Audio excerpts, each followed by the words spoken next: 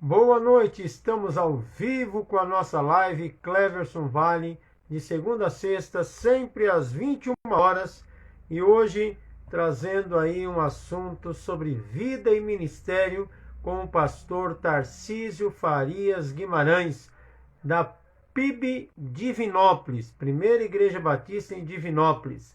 Daqui a pouquinho ele vai estar conosco. Nós queremos convidar a todos para acompanhar esta live e convide seus amigos. Aqui embaixo temos um avião e você clica nele e vai convidando seus amigos para participar da live. Olha aí, todos estão convidados para estar comigo e o pastor Tarcísio nesta noite para falar sobre diversos assuntos dentro da área ministerial.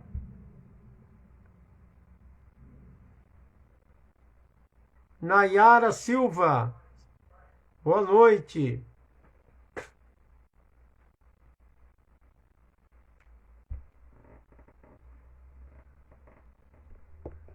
Estamos ao vivo, 21 horas e 1 minuto.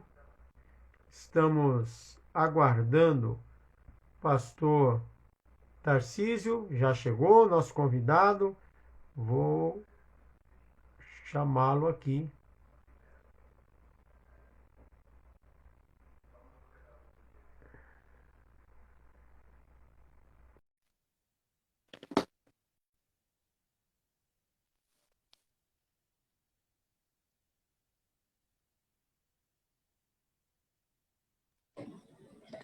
Pastor Tarcísio Guimarães, boa noite. Boa noite, pastor Cleverson. Deus te abençoe e a sua família, meu irmão. Amém. O pastor está conseguindo me ver e me ouvir direitinho? Sim, estou te vendo e te ouvindo muito bem. E eu te pergunto também se você consegue me ver bem, como é que está a iluminação. Está bem, está bem. Estou te ouvindo, estou te vendo. E, pastor, como que está a saúde, a família, nesse tempo difícil que estamos vivendo? Nós estamos, assim como todos à nossa volta, lidando com os desafios desse tempo, mas graças a Deus nós estamos em paz. Temos nos cuidado ao máximo possível, considerando as orientações sanitárias, e até aqui, graças a Deus, temos tido boa saúde. Infelizmente, nossos Amém. filhos, né? Eu sou casado com a Samila e nós temos 2 filhos, a Susan com 10 anos e o Tarsis com 7 anos, sofrem muito com a saudade da igreja e da escola. Mas eles têm entendido que esse é um tempo para sermos muito cuidadosos e têm entendido que vai chegar a hora de voltar. A PIB de Divinópolis ainda não voltou. Voltou há um mês. Nós ficamos 6 meses e meio sem qualquer pessoa sendo recebida no auditório da igreja.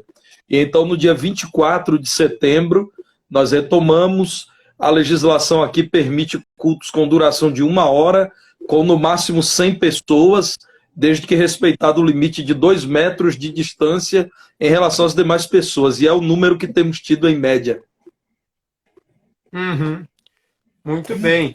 Pastor, eu quero dizer que além das pessoas que já estão entrando aqui ao vivo, a nossa live fica gravada e muitas pessoas terão acesso à live. Eu quero apresentá-lo, então, aos nossos convidados. Tarcísio Farias Guimarães é pastor da PIB Divinópolis, Primeira Igreja Batista em Divinópolis. Ele é licenciado em História, bacharel em Teologia, ordenado ao Ministério Pastoral em 16 de março de 2002 e casado com Samila, pai de Susan, 10 anos, e do Tarsis, 7 anos. Eu me recordo que o Tarsis, quando eu estive aí, tinha 3 aninhos e a Susan tinha 6. Há 4 anos atrás, quando eu conheci o pastor pessoalmente em Divinópolis, em 2016. O tempo passa, né, pastor? O tempo voa. Foi uma alegria recebê-lo aqui. com sua esposa e com a Tiffany, sua filha, né, naquela ocasião. Mas, de fato, o tempo voou. O tempo voou, é.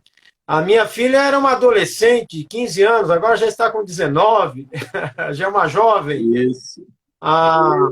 Pastor, o senhor não é mineiro. Da onde o senhor veio? Eu nasci em Valença, no Baixo Sul baiano. A Valença é muito conhecida por ser próxima ao Morro de São Paulo, que é um destino turístico muito conhecido no Brasil e até mesmo fora do Brasil. Mas, logo muito novo, os meus pais me levaram para a Feira de Santana, onde eles passaram a viver. Então, eu vivi, estudei, pastoreei em Feira de Santana, na Bahia, até que em 2009, sendo convidado pela primeira Igreja Batista em Divinópolis, no Centro-Oeste Mineiro, aceitei o convite da igreja. Então, há 11 anos e aproximadamente 3 meses, estou fora da Bahia, servindo ao Senhor, numa amada igreja aqui em Minas Gerais. Pastor, você está cortando a fala. Deixa eu só ver se eu consigo melhorar a internet. Vou abrir a porta aqui para ver o que acontece. Só um minuto.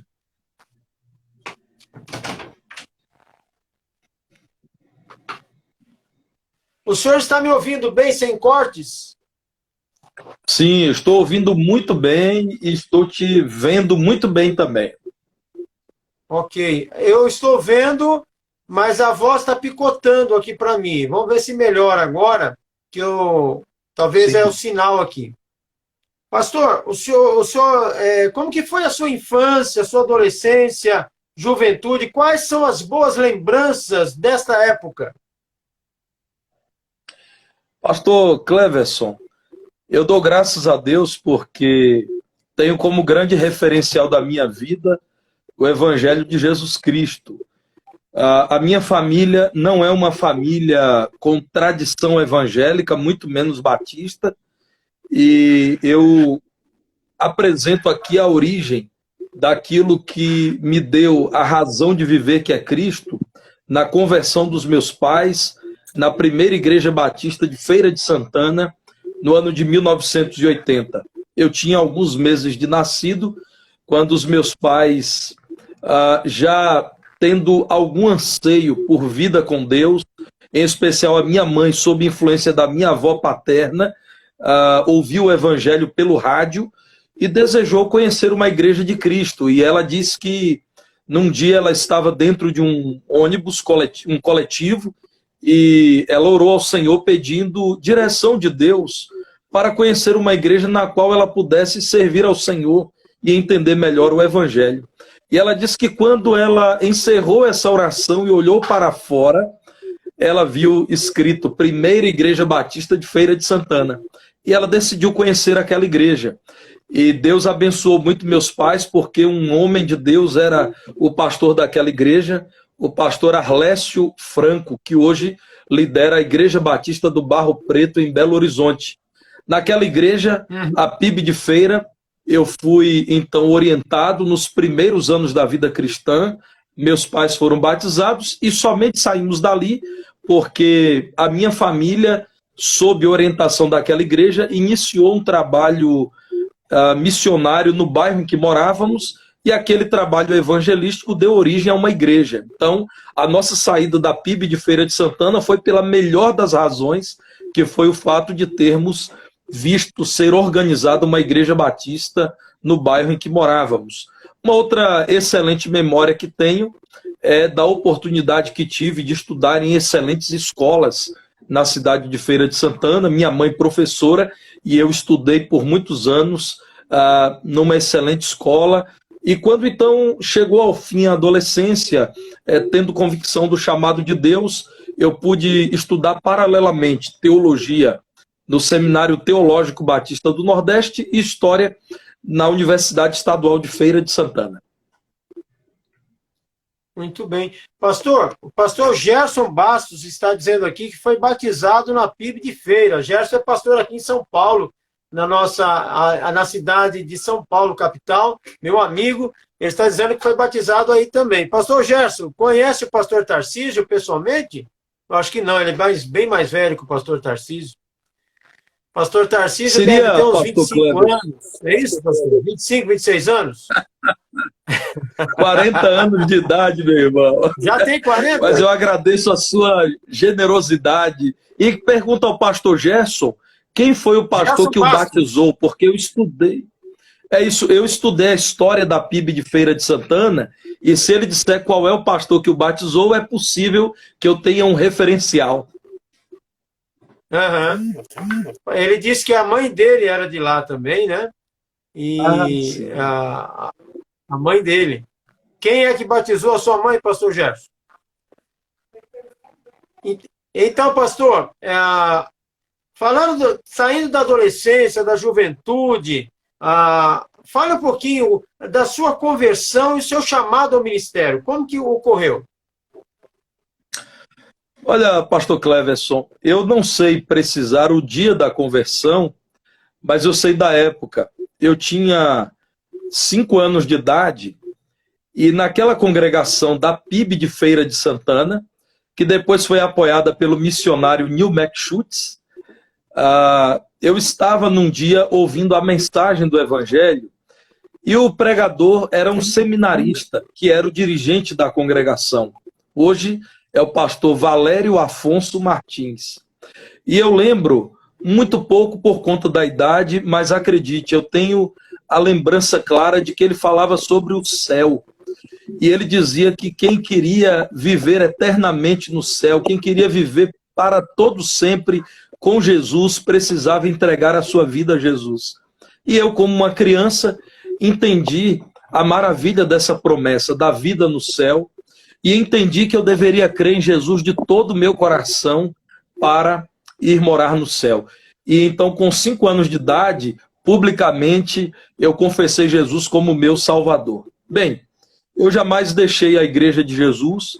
Eu creio que, dentro dos meus limites de uma criança, houve uma compreensão do Evangelho, e eu amei o Senhor Jesus, de tal modo que, durante a infância e toda a adolescência, eu estive integrado na igreja, fui embaixador do rei, conselheiro de embaixadores do rei, fui líder da União de Adolescentes, depois fui um dos líderes da Unijovem, trabalhei com evangelização, e a partir de uma experiência com a pregação, alguma coisa começou a mudar. Eu fui para um acampamento estadual de embaixadores do rei, e participei de um concurso de pregação. Preguei sobre a volta de Jesus. E naquela noite eu percebi que o Senhor me confrontava com a alegria que eu tinha em poder pregar a palavra do Senhor. Ao longo da adolescência me tornei um dos pregadores em minha igreja, mas a partir de determinado momento eu comecei a vivenciar aquela crise entre o chamado para o ministério e uma outra carreira acadêmica, e eu comecei a ter grande desejo de estudar direito. Mas a minha igreja, em especial, falava muito sobre sinais, sobre evidências de chamado para o ministério em minha vida. E eu passei a vivenciar essa crise, até que eu tive, pastor Cleverson, a experiência ao mesmo tempo amarga e interessante de ter tido um professor ateu, homossexual, que se portava com desprezo a quem, de algum modo, não concordava com as ideias dele. E esse professor passou a me perseguir. Ele era um homem muito inteligente, muito preparado, professor de literatura brasileira, e ele passou a me agredir constantemente porque eu me declarava cristão evangélico. Então, naquela época, aquele era um grande desafio para mim. E eu disse ao Senhor o seguinte: Senhor, eu tenho 15 anos de idade, não me sinto capaz de assumir o ministério futuramente, acredito que não é para mim esse chamado, mas eu coloco diante do Senhor essa questão: se o Senhor vier a me capacitar para pregar a tua palavra a um homem como esse, então eu vou entender que o Senhor me chama apesar das minhas deficiências. E durante o ano foi uma tremenda luta, foi muito difícil lidar com ele, mas na última aula ele fazia uma avaliação de cada aluno ao longo do ano, e a minha letra T, eu era um dos últimos a ser avaliado, e quando ele foi me avaliar, ele disse que sobre mim ele tinha a dizer o seguinte, que eu era o único aluno que tinha convicção religiosa naquela turma, porque aqueles que riam de mim quando eu era provocado e eu respondia, explicava no que eu cria, eles não tinham convicção, eles estavam ali, às vezes dizendo, por exemplo, que tinham uma religião porque era apenas a religião dos pais. Nessa ocasião, pastor Cleverson, então, eu devolvi para ele dizendo o seguinte, professor, eu oro a Deus por sua vida, e ele disse, ore mesmo, quem sabe um dia quando eu for idoso, eu vou ser um crente batista também. E eu dizia que eu era batista porque na época ele utilizava-se de alguns escândalos de grupos neopentecostais para tentar me desautorizar. Então, quando ele disse isso, eu respondi, olha, talvez o senhor não chegue a ser um idoso e não tenha a oportunidade de crer em Cristo. E na época, como adolescente, eu disse a ele, olha, o seu carro tem pneus que podem detonar e o senhor pode morrer sem planejar. O senhor precisa entregar a sua vida a Cristo hoje, porque amanhã pode ser muito tarde. E ele, nesse momento, disse, você tem razão, você tem toda a razão e eu vou pensar nisso. Eu saí daquele dia muito emocionado da aula e disse, Senhor, eu continuo me considerando incapaz de ser pastor, mas se o Senhor, em seu poder, quiser fazer isso, eis-me aqui. Então eu fecho esse momento dizendo o seguinte, que a minha igreja me convidou quando eu tinha 17 anos de idade para liderar uma congregação. E ali então eu fui percebendo que, de fato, Deus é quem capacita o obreiro, e eu me coloquei à disposição dele, e essa foi a mais acertada das decisões. De fato, eu ainda hoje me considero incapaz de pastorear, já com 18 anos de ministério pastoral, desde que fui ordenado, mas eu tenho visto que o poder de Deus se aperfeiçoa em nossa fraqueza mesmo, e eu dou graças a Deus porque lá atrás ele me mostrou isso com clareza, que eu dependeria dele e não de mim mesmo. Tudo que eu deveria fazer seria obedecê-lo. E é o que eu tenho buscado humildemente fazer, obedecer ao Senhor. Então, nesses 18 anos e meio de ministério pastoral, eu jamais tive dúvida de que o Senhor me chamou para pastorear o rebanho dele. O pastor foi ordenado bem novo, né? Com 22 anos, é isso? 21 anos de idade. 21. Ok. 21 anos de idade e solteiro, pastor Cleverson. Eu fui pastor solteiro por 2 anos solteiro. E meio. Eu fiquei 4 anos. Eu fui ordenado com 24, com 28 eu casei. Mas eu não ordeno nenhum candidato ao ministério solteiro hoje. Eu não recomendo. Por quê? Porque eu sei o que eu passei. Não é fácil pastorear uma igreja solteiro. Tem que estar casado. É a recomendação. E outra, eu oriento o candidato ao ministério a ter uma faculdade antes de cursar teologia. É a minha orientação hoje, né? Faça uma outra faculdade antes da teologia. Se você for chamado mesmo, tem convicção de chamada, você vai cursar teologia depois, mas pelo menos você tem também uma outra formação além da teologia. Se você desistir no meio do caminho, você entender que não é chamado, você tem uma profissão, né, pelo que você estudou. Mas, porque eu tenho visto, pastor, eu estou com 25 anos de ministério, tenho visto muitos colegas sofrerem no final da vida. Não se prepararam,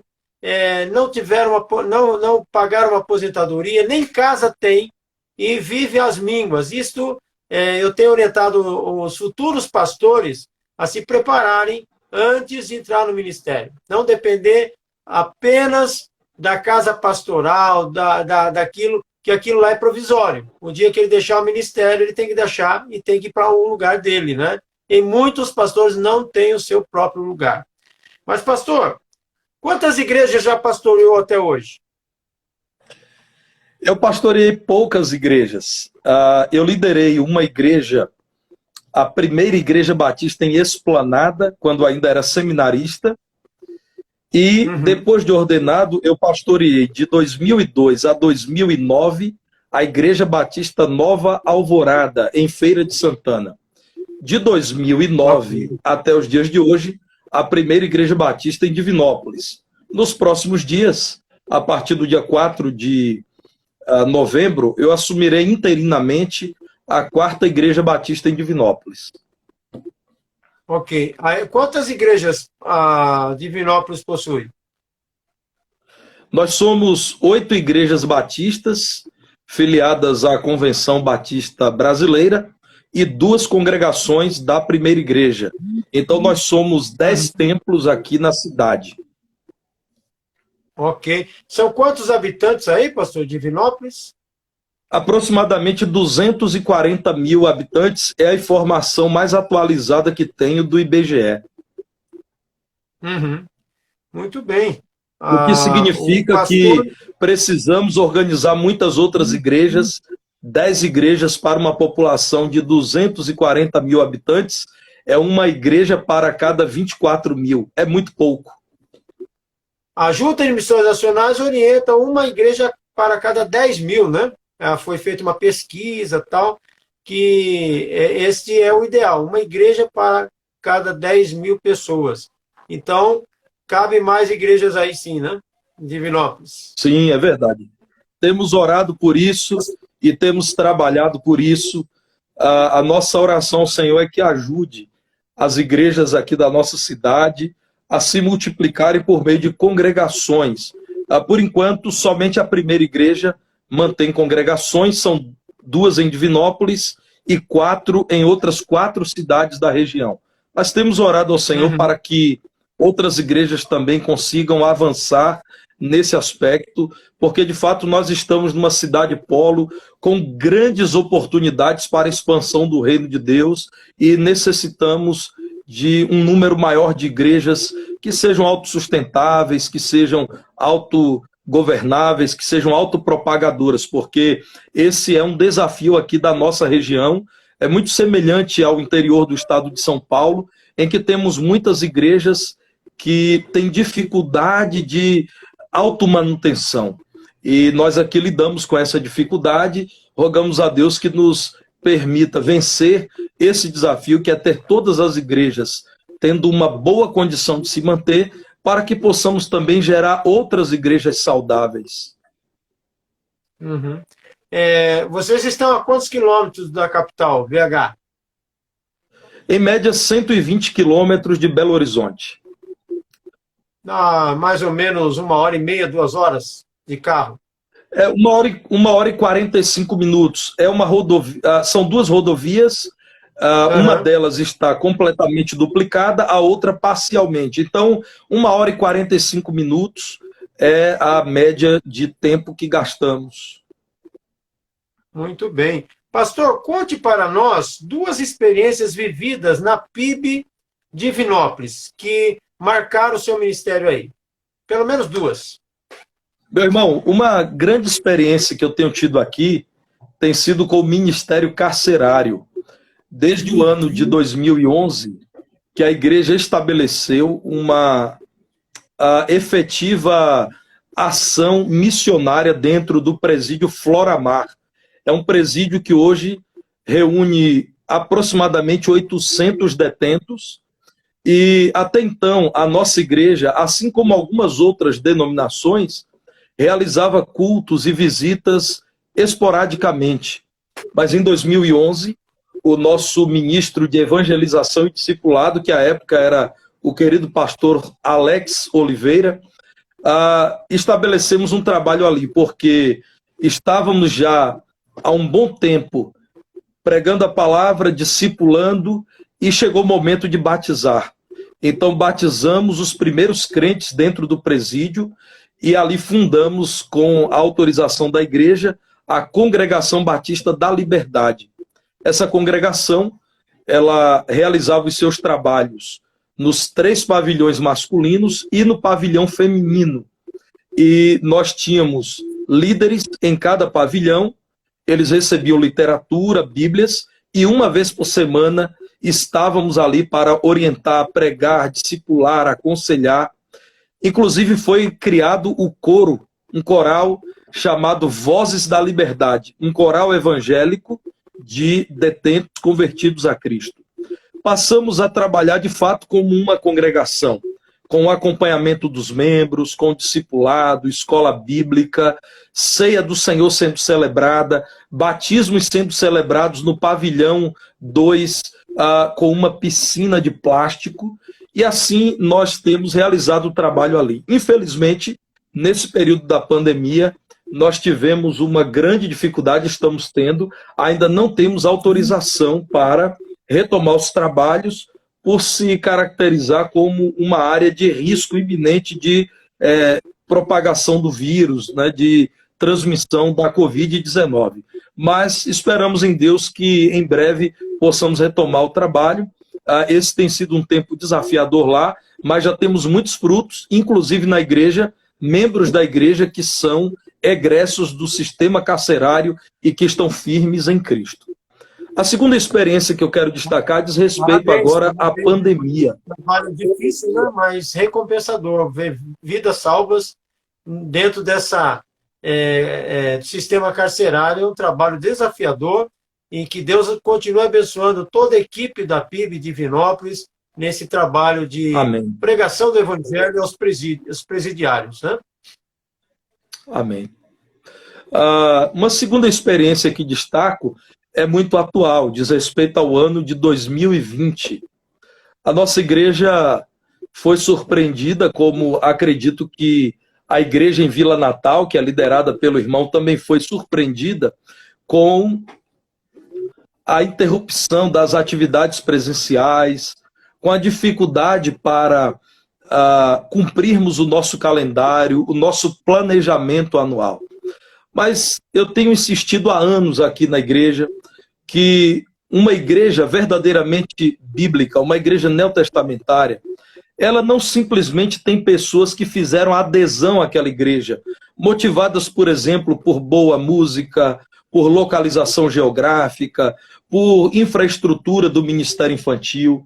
Eu tenho pregado que pessoas devem se tornar membros de uma igreja por convicção. Elas creem na doutrina que é defendida por aquela igreja. E tenho, ao longo dos anos, dito, eu tenho aí alguns irmãos acompanhando a live, alguns membros aqui da igreja que lidero, e tenho dito há alguns anos que uma igreja que tem pessoas vinculadas a ela, por motivos bíblicos, está preparada para vencer dificuldades semelhantes a essa. Então, o grande testemunho que eu dou é, nesse período da pandemia, Deus nos tem permitido avançar, apesar da saudade, apesar das dificuldades, apesar do cansaço que temos que enfrentar por vezes, mas nós temos, pastor Cleverson, para a glória do Senhor e para reafirmar que as igrejas que têm se portado de modo bíblico estão no caminho certo. Eu posso dizer que a nossa igreja teve uma grande expansão no seu ministério online. Nós iniciamos, por exemplo, a pandemia e em nosso canal do YouTube nós tínhamos 386 inscritos. Chegamos agora a 1.320 inscritos, quase 1.000 novos inscritos. Além disso, as visualizações de todos os conteúdos que a igreja tem disponibilizado, quase que diariamente, têm crescido substancialmente. Quero citar também que nós tivemos conversões e pessoas se achegando à igreja nesse período, mesmo quando não podíamos ter reuniões com a presença de qualquer pessoa no auditório. Terceiro, o sustento financeiro. A nossa igreja não apenas, pela graça de Deus, conseguiu ter mantida com regularidade a sua situação financeira, como houve uma pequena melhora, de tal modo que os 4 funcionários da igreja e os 11 ministros, nenhum deles puderam ter falta de coisa alguma, nenhuma conta da igreja ficou atrasada, não deixamos de cooperar com a obra missionária e não precisamos colocar nenhum funcionário da nossa igreja adequado à legislação do governo federal para a pandemia. Continuamos mantendo absolutamente tudo. Então, pastor Cleverson, eu finalizo falando dessa segunda experiência com 2 declarações. Primeiro, não é tão importante quem vai mais rápido, é mais importante quem vai mais longe. As igrejas que irão mais longe na sua caminhada são aquelas que confiam na palavra de Deus, que não negociam o perfil bíblico para uma igreja. São igrejas que não estão orbitando em torno de uma personalidade ou de promessas como fazem os teólogos da prosperidade, se é que podemos chamá-los de teólogos. Igrejas que se orientam pela palavra de Deus e as pessoas têm vínculos com essa igreja de membresia por razões bíblicas. Em segundo lugar, eu destaco que é importante lembrar que as igrejas bíblicas, muitas vezes chamadas de tradicionais, e eu não tenho nenhuma dificuldade com o conceito de tradicional, muito pelo contrário, prezo muito por esse adjetivo. Essas igrejas podem ser agora notadas, e é importante que os cristãos evangélicos, do modo geral, se perguntem por que não houve desespero nessas igrejas tradicionais? Porque elas estão firmes e até dando testemunho de grande superação no período da pandemia. O meu testemunho é: Deus nos abençoou grandemente, tem nos abençoado no período mais nebuloso da história da nossa igreja, quando ficamos 6 meses e meio sem poder abrir as portas do templo. Pastor, me conte como que era os cultos virtuais. Qual plataforma vocês usavam e como que era feito? O senhor pregava direto do templo, na sua casa? Como que o senhor fez nesse período de 6 meses e meio? Pastor Cleverson, nós iniciamos um planejamento às pressas com o Ministério de Comunicação quando tomamos consciência, no dia 15 de março, que aquele seria o nosso último culto, até um decreto que seria publicado no dia seguinte aqui na cidade. Então, o nosso último culto presencial antes da pandemia foi 15 de março.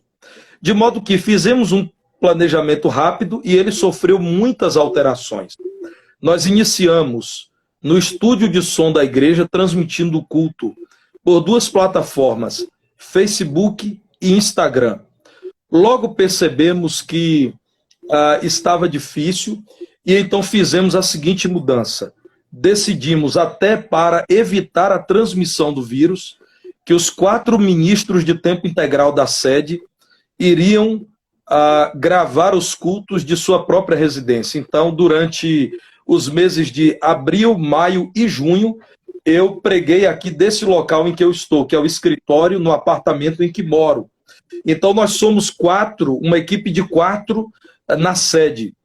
Eu sou o pastor titular, temos um pastor auxiliar da área de formação cristã, o pastor Petrônio, temos um ministro de música, o Rogério, e temos um ministro de juventude, que é o seminarista Igor.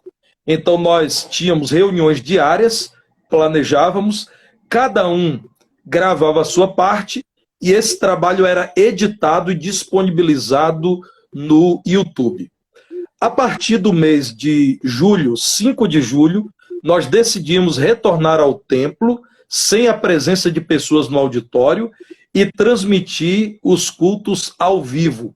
E assim nós estamos até hoje. A diferença é que de um mês para cá, nós estamos recebendo até 100 pessoas em nosso auditório. O auditório da nossa igreja comporta 900 pessoas sentadas. Mas a legislação atual só permite até 100 pessoas. Então, ontem à noite, por exemplo, no culto de domingo à noite, nós tivemos mais do que 100 interessados, mas no limite de 100 pessoas, nós encerramos as inscrições. E hoje, então, nós temos feito da seguinte forma. Várias comunicações são postadas no Facebook e no Instagram, mas as celebrações e a live de oração que eu realizo aqui de minha casa, ao vivo, toda terça-feira, nós fazemos pelo YouTube. Temos centralizado a transmissão dos cultos ao vivo pelo YouTube. O nosso desafio hoje é, então, falar ao mesmo tempo a quem está no templo e a quem está em casa, a quem está no smartphone ou no tablet.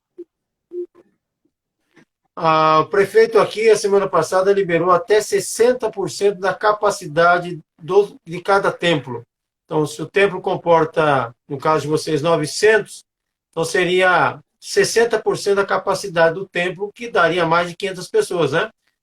Agora, de cabeça assim, 540. dá 90. Hã? 540. Né? Mas aí Isso. liberou só 100 pessoas, todos os templos. É isso? Liberado. Isso. Aqui é o seguinte, cada pessoa que vai ao templo, ela tem que ficar a uma distância de 2 metros, um raio de 2 metros de distância de todas as pessoas. Então, se uma igreja só comporta 30 pessoas assegurando essa distância, só terá 30.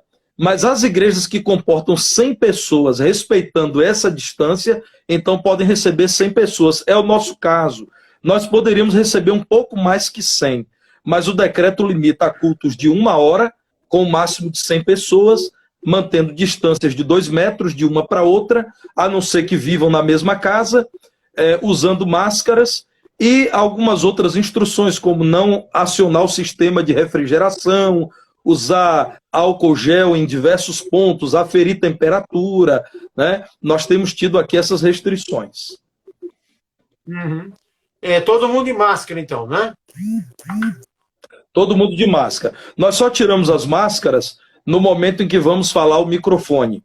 Cada um tem o seu microfone, ninguém compartilha microfone com o outro, então, durante todo o culto eu fico de máscara. Eu só tiro a máscara no momento de pregar e a minha volta, muito mais do que 2 metros, está assegurado para as outras pessoas que estão de máscara, porque sabemos que a emissão de gotículas da saliva é um grande perigo, né? Então, por isso, esse nosso cuidado de manter as máscaras todo o tempo. E também, pastor Cleverson, porque a nossa igreja tem desejado cooperar com o poder público para vencermos logo essa situação tão difícil. Mesmo o pastor pregando sem máscara, é tranquilo, porque os membros estão com máscara, né? Caso alguém espirre, Sim. Não vai chegando. O pastor está com uma distância boa também, né? Do público, né? Okay. Eu acredito que do local em que eu prego para o primeiro banco, nós temos pelo menos 5 metros de distância, né? Então, é mais que o dobro do recomendado.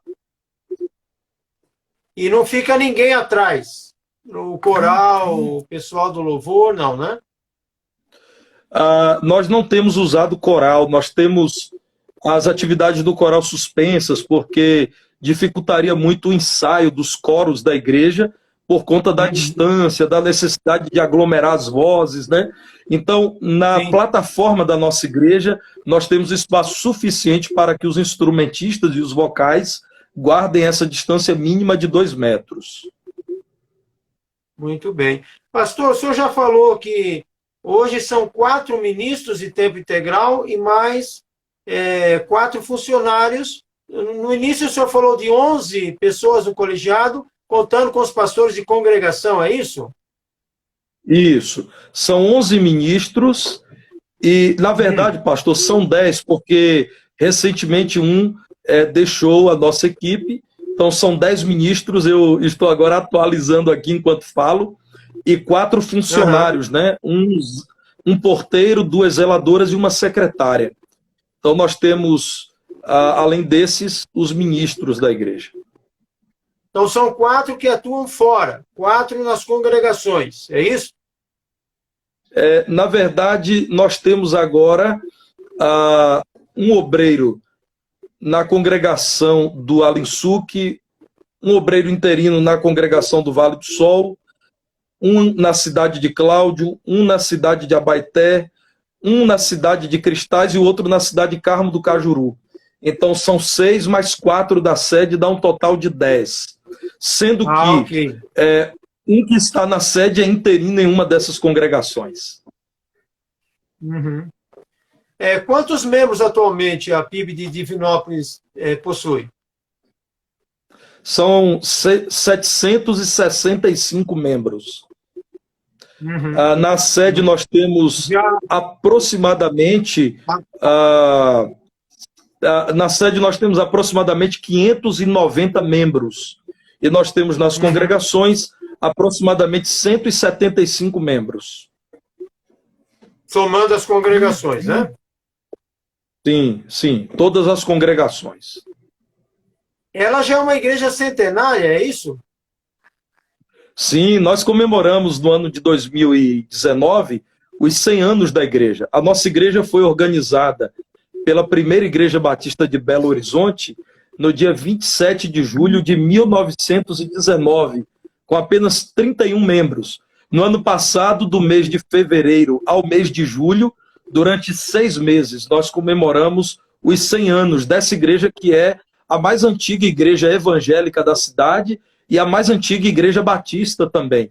Então, fora a igreja católica, nós somos o grupo religioso mais antigo da cidade. Então, depois do catolicismo, os batistas foram o segundo grupo que aqui estabeleceram um trabalho de fato, né? Em sua maioria, os primeiros crentes vieram com a chegada da ferrovia aqui. Uhum. Eu sei que o pastor é um pregador expositivo. Qual a importância da pregação expositiva para os nossos dias, pastor Tarcísio? Pastor Cleverson, eu me alegro muito com essa sua pergunta.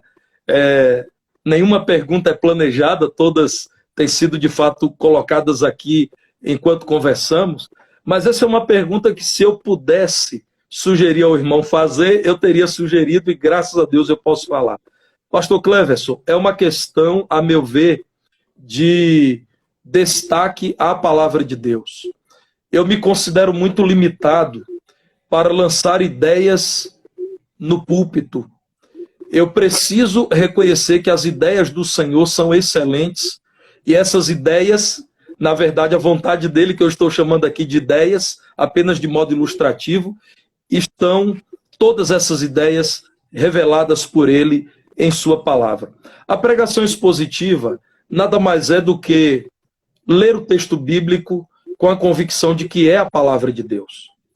Uma vez lido, explicá-lo, poder trazer para os irmãos informações sobre o contexto, sobre as personagens, olhar para a pessoa e a obra de Jesus e, a partir de Jesus, explicar aquele texto e, depois disso, aplicar a vida das pessoas. Ler a palavra, explicar a palavra e depois dizer às pessoas o que elas devem fazer para que não apenas sejam ouvintes, mas para que, acima de tudo, sejam praticantes da palavra de Deus. Eu entendo, pastor Cleverson, que a longo prazo a pregação expositiva forma uma cosmovisão bíblica no seio da membresia de uma igreja. Protege a igreja dos muitos movimentos religiosos perniciosos, movimentos heréticos, e permite que haja na igreja uma grande valorização à pregação do evangelho. Na verdade, pastor Cleverson, acima de tudo, eu entendo que a pregação expositiva é a declaração humilde de que aquilo que Deus tem a falar é muito melhor, muito mais urgente do que aquilo que eu tenho a falar. Uhum. A pregação expositiva, já dizia alguém, Deus fala e o homem fala nada, né? É Deus falando e o homem não fala. Ao passo que a pregação temática, o homem às vezes fala demais, né? E Deus fica assim de escanteio. Então, a pregação expositiva, na ótica do pastor, é de vital importância, então, nos nossos púlpitos nos dias atuais. É isso?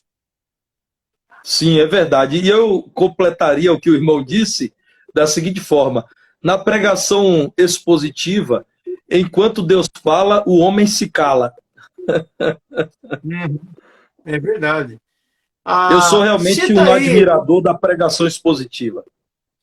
Amém, eu também. Pastor, cita aí para os nossos convidados quais são os pregadores do passado que são referência para o pastor, que o senhor lê muitos livros deles. Quem é desses pregadores expositivos que o pastor gosta de ler e tem meditado nos escritos deles?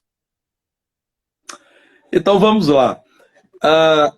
Em se tratando de pregadores, eu leio alguns do passado. Mas como o irmão delimitou expositivos, eu vou citar 2, tenho livros dele e os leio sempre, os leio constantemente. O que é considerado o príncipe dos pregadores, o nosso irmão Charles Haddon Spurgeon, pastor do Tabernáculo Metropolitano de Londres, o Tabernáculo Batista de Londres. Então, ele é um grande referencial. Um segundo grande referencial não é um pregador batista, mas fará bem a qualquer pastor batista ler os seus escritos. Recentemente eu reli o comentário dele acerca do Sermão da Montanha. Martin Lloyd-Jones, um pregador da igreja anglicana na Inglaterra, pregador do século passado. Na verdade, pastor Cleverson, nós temos outros pastores a quem consulto, pastores do passado a quem leio. Eu já ouvi e já li muitos sermões do pastor Billy Graham. Já ouvi muitos sermões do pastor Caio Fábio de Araújo Filho. Eu sei que, na atualidade, o pastor Caio Fábio mudou e muito. Mas eu encorajo aqueles que podem, que entrem no YouTube e busquem os sermões do pastor Caio Fábio nos anos 90. Vim de TV... quinta-feira ele está comigo aqui na live. Eu vou entrevistar ele e perguntar o que aconteceu. O que aconteceu que ele mudou tanto assim, mas eu vou resgatar o passado dele. A Vinde, a Associação Evangélica Brasileira, a Fábrica da Esperança e também a questão da teologia de missão integral, que ele trabalhou junto como conselheiro do Congresso Lausanne, ele era um dos diretores. Eu vou pegar aqueles anos 80, anos 90 do Caio. E eu não quero entrar em polêmica nos anos atuais, né? Então, quinta-feira, às 21 horas, Caio Fábio aqui comigo. Que beleza. O pastor Caio Fábio, nos anos 90, e eu entrei no seminário em 1998, com 17 anos de idade, tive que assinar, junto com meus pais, um termo de responsabilidade, porque o seminário fez essa concessão, na verdade só poderiam entrar alunos com 18 anos, então eu tinha como grande referência ao Caio Fábio, e destaco aqui primeiro, Caio Fábio veio de uma experiência dramática de conversão ao Senhor Jesus, do pai dele e depois dele. Segundo, Caio Fábio se tornou um pregador do Evangelho fiel à palavra de Deus. Quem ouvia os sermões dele podia perceber com clareza que ele pregava a palavra de Deus. Terceiro, Caio Fábio se tornou uma voz coerente, piedosa, de seriedade naquela época, que representou muito bem os evangélicos, ainda que isso não fosse formalizado em alguma instituição ou em alguma carta. Atualmente, eu tenho ouvido muito, mas muito mesmo, sempre que posso, o pastor Hernandes Dias Lopes. No que tange certas divergências que tenho, e são divergências, creio que secundárias, por exemplo, em relação a sacramentos, mas a piedade, o esforço pela fidelidade bíblica, a paixão com que prega o Evangelho, nós devemos orar por ele, pelo seu ministério. É realmente um homem de Deus, a serviço do Senhor, e muito nos alegra ver como o pastor Hernandes, pastor da Igreja Presbiteriana de Vitória, e também auxilia a Igreja Presbiteriana de Pinheiros, em São Paulo, tem se portado. E há outros excelentes pregadores, há outros homens de Deus a quem podemos ouvir em nossos dias, mas eu confesso que já pude ouvi-lo várias vezes pessoalmente e tem sido sempre muito edificante, tem sido grandemente abençoador poder ouvi-lo.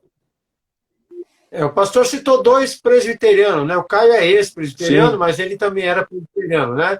No meio batista, eu gosto do Saião, gosto de ouvir o Saião, Luiz Saião, e também, hoje, um pregador mais atual, Jonas Madureira, né?